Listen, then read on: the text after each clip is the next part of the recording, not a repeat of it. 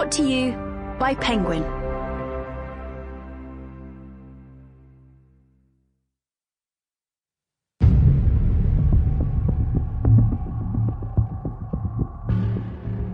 Two Sisters Detective Agency. Written by James Patterson and Candice Fox. Read by Mela Lee and Peter Giles.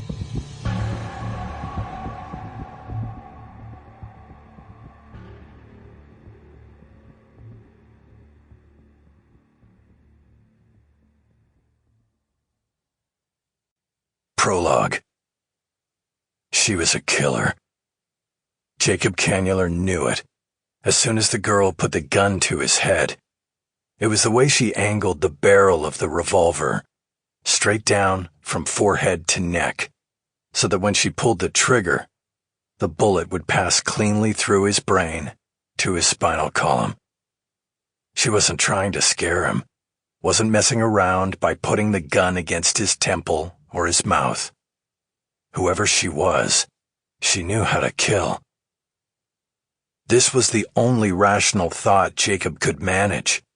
Everything else was just desperate internal screams for himself, for his wife, for his baby. There were 5 of them, 3 males, 2 females, and they were young and angry.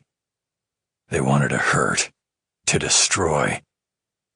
There was at least one phone filming, a bright light too painful to look right at, but illuminating snippets of what was happening next to him. Jacob was glad at least that they were binding his daughter Beatrice and wife Nina to chairs, and not to the bed. Someone hacked Nina's ponytail off with a pair of scissors. A taser zapped, threateningly, in Beatty's face.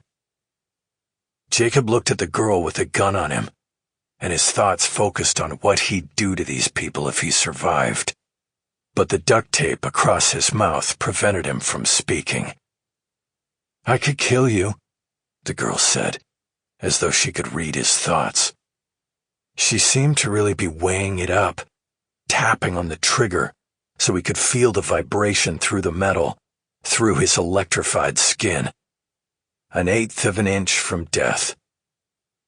"But I'm a nice girl, so I'll teach you a lesson instead." The others heard what she said and came for him.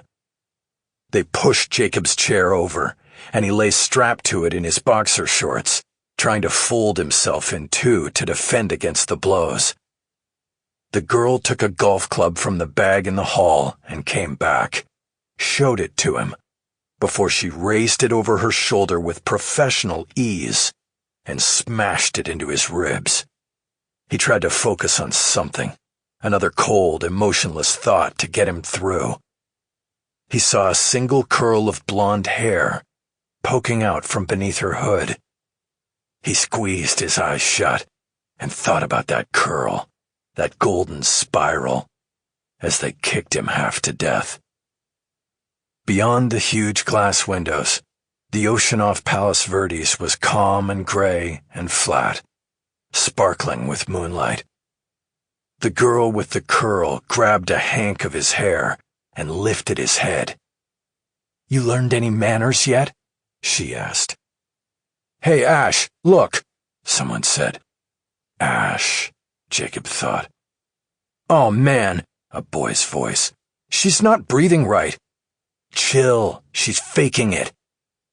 Through the pounding in his head, Jacob strained to listen, and in the hot bedroom air, he could pick out Beatty's wheezes and coughs and groans. She hadn't had an asthma attack since she was 4 years old. 6 years since he'd heard that hellish noise. They didn't even keep an inhaler in the house anymore. The girl leader stepped on Jacob's face. He felt the rubber grip of her boot tug down the corner of his eye. "If she dies, it's on you." Then they were gone, the sound of their running footsteps echoing off the high ceilings. In the darkness of the car, Nina spoke for the first time, sitting in the back seat with their daughter in her lap. Jacob could hardly hear his wife. Sample complete. Ready to continue?